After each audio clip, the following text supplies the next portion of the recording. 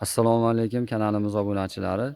Ko'pchilik bizdan kivi ko'chatlarini qaysi usulda payvandlangani yaxshi rivojlanadi deb ko'p so'rashadi.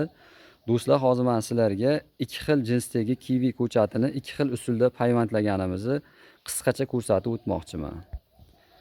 Xo'p do'stlar, mana birinchida ko'rib turganlaring kurtak payvand qilingan ayol jinsdagi gold kivi ko'chatimiz. Ko'ryapsizlar, mana payvandlangan qismi kurtak payvand. Mana payvanddan keyin rivojlanishlari. Juda ham chiroyli payvand tutgan. Yoshi o'zi 3 yoshga yetyapti. Xudo xolasa mana g'unchalarni chiqarishni boshlagan. Ichi sariq gold kivi ko'chatimiz mana. Bu birinchi usulda payvand qilgan kivi ko'chatimiz hisoblanadi.